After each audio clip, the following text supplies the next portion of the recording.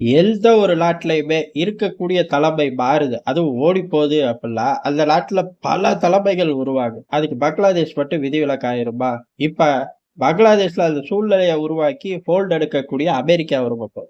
இன்னொரு பக்கம் எப்பயுமே தன்னோட ஃபுட் பிரிண்ட்ஸ பலமா வச்சிருக்க இந்தியா ஒரு பக்கம். இந்தியா, அமெரிக்கா இருக்குன்னாலே சீனா பையன் ஏதோ ஒருத்தல பிடிச்சுக்கிட்டாச்சு, அந்த பகுதியில எனக்கும் ஹோல்டு இருக்கும்பேன். அதுக்கடுத்து இப்ப புதுசா பங்களாதேஷுக்கு சம்பந்தமே இல்லாத பங்களாதேஷ் சுதந்திரம் வாங்கும்போது பெருமளவு கலவரத்திலையும் இனப்படுகொலையில ஈடுபட்ட பாகிஸ்தானே உறவாடுது. இப்படி வித்தியாசமான அரசியல்ல பங்களாதேஷ் நுழையும் போது பங்களாதேஷுக்குள்ள பிளேயர்ஸ் இருப்பார்கள்ல, அவர்கள் எப்படியால சிக்னல் தரார்கள் அப்படிங்கிறதா யூனுஸ பொறுத்தவரை ஒண்ணு கிடையாது. ஏதோ ஒரு நாட்டை பிடிச்சிட்டு அந்த நாட்டை ஆள்றதுக்கு அங்கிருந்து ஒரு அதிகாரி அனுப்புற மாதிரிதான், அந்த காலத்துல அனுப்புற மாதிரிதான்.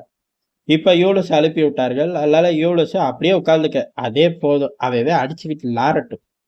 தேர்தல் இப்போதைக்கு வைக்க தேவையில்ல. அதான் யூனுஸோட அசைன்மென்ட். அதுக்கு அடுத்து அங்க கலவரம் தொடர்ந்து இயங்கிட்டே இருக்கணும் அப்படிலாம் எல்லாம் ஆகும். கலவரம் இப்ப பெருசா பங்களாதேஷ்ல அங்க உள்ள இனக்குழுக்கள் கைக்கு போகுது. அதாவது பாகிஸ்தான் ஆதரவு பெற்ற தீவிரவாத கைகளுக்குள்ள போகுது. யாருக்கு பெரும் தலைவலி? இந்தியாவுக்கு தான் பெரும் தலைவலி. டாலர் எதிர்த்து பேசுற. அதே மாதிரி சீனாவுக்கு பெரும் தலைவலி. எப்படி இருந்தாலும் ஆப்கான் விவகாரம் இந்திய விவகாரத்துல எல்லையை தொட்டுட்டுதான் போல எதமா மறந்துடாதீங்க அப்படின்னு சொல்லக்கூடிய பாகிஸ்தானுக்கு ஆப்பு. இப்படி ஒரே திசையில எல்லா பக்கமும் ஆப்பு வந்துடும். அதனால அதை நோக்கி இப்போ தேர்தல் நடத்தாத அப்படிங்கிறது அமெரிக்காவோட ஸ்டைல். இதுக்கு யூனிஸ் அடுத்த கட்டமா ஏன்னா ஷேக் ஹசீனால ஒரு மக்களாட்சி தானே இருந்துச்சு. அந்த அம்மா போச்சுன்னா ஆட்டோமேட்டிக்கா எதிர்கட்சி லால் தான் ஆளணும்னு எதிர்கட்சி ஒரு பக்கம் பழைய சிஸ்டம் படியே இருந்துக்குவோம். அமெரிக்கா, இந்தியா, சீனா இதுல அவங்களுக்கு கூடுதலான ஸ்பேஸை உருவாக்கி தரலப்பா அப்படின்னு சொல்லி அம்மையார் ஒரு பக்கம் அரசியல். இன்னொரு பக்கம் ஒண்ணு பண்ண வேணாம் அப்படின்னு இப்ப 3வது பிளேயரா ராணுவம் இறக்குது. இங்கதான் கொஞ்சம் சிக்கலும் ஜாஸ்தி ஆகுது. ராணுவ புரட்சியை நோக்கி போறதுக்கான சிக்னலை இப்ப ராணுவ தளபதி பங்களாதேஷோட ராணுவ தளபதி கொடுத்துட்டார் அப்படிங்கிறதா.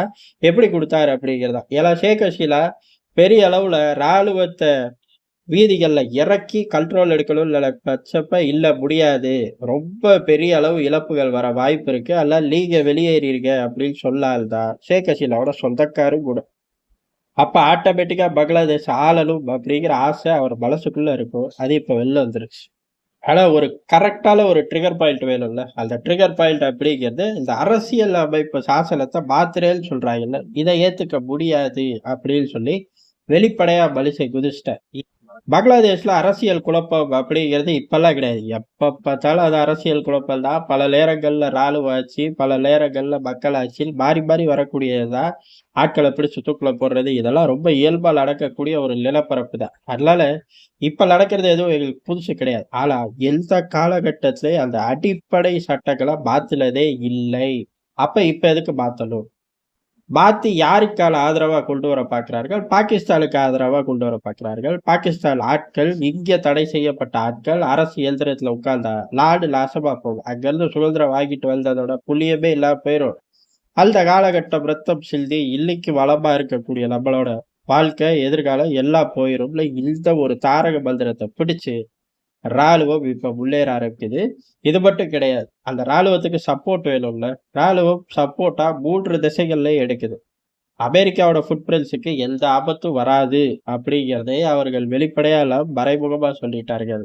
அதே மாரி அமெரிக்கா யூனிஸுக்கு தான் துணை இருக்கும். ராணுவ தளபதிக்கு துணை இருக்குமா?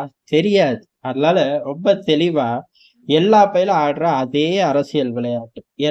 எந்த கதவையும் சாத்தாத அப்படிங்கிறதா அரசியல்ல உள்ள பாடங்கள். அதை இப்ப பங்களாதேஷ் ராணுவ தளபதி கையில எடுத்துட்டார். எப்படி?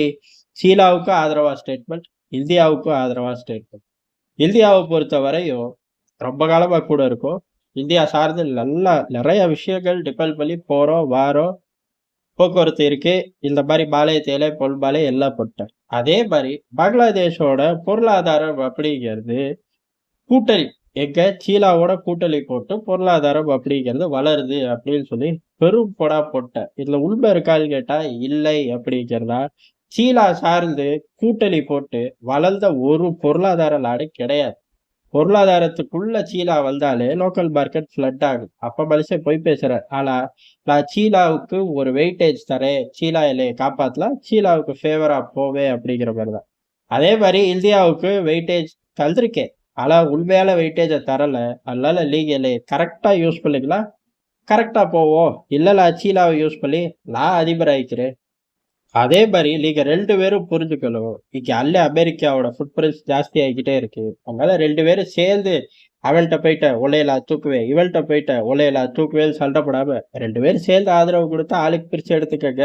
அப்படிங்கிற மாதிரி ஒரு இன்டர்வியூ தூக்கி தள்ளிட்டாரு. பொதுவா ராணுவ தளபதிகள் இன்டர்வியூ கொடுக்க மாட்டார்கள். அப்படியே கொடுத்தாலும் எல்லை பிரச்சனை சார்ந்து கொடுப்பார்கள். ஆனா தலைவர் வித்தியாசமானவன். ஷேக் ஹசீனா போயிட்டாங்க. சண்டை வம்பு போடாதீங்க. நாட்டை பத்திரமா வழி நடத்துவோம் அப்படின்னு சொல்லி ஒரு இன்டர்வியூ கொடுத்தார். அதுக்கப்புறம் அடுத்த இன்டர்வியூ அப்படிங்கிறது ராணுவ ஆட்சியை லோக்கல் டைரக்ஷனுக்கு கொடுக்குறார். யாருக்கு கொடுக்குறார்? லோக்கல் மக்களுக்கா? அதுவும் சொல்லியிருக்கார். எப்படி அப்படிலாம் ரோட்லயே இருக்கீங்க, சட்டம் ஒழுங்கு அப்படின்னு பேப்பர்ல கூட எழுதி வைக்க முடியாது. அந்த அளவுக்கு மாறி போச்சு. அப்ப தேர்தல் நடத்தணும். தேர்தல் நடத்தவும் மாட்டேறாங்க. அதுக்கடுத்து மொத்தமா அரசியல் சட்டங்களை மாத்தணும்னு துடிக்கிறார்கள். அப்படி மாத்தலா தலைவரோட பதவி போயிரும்.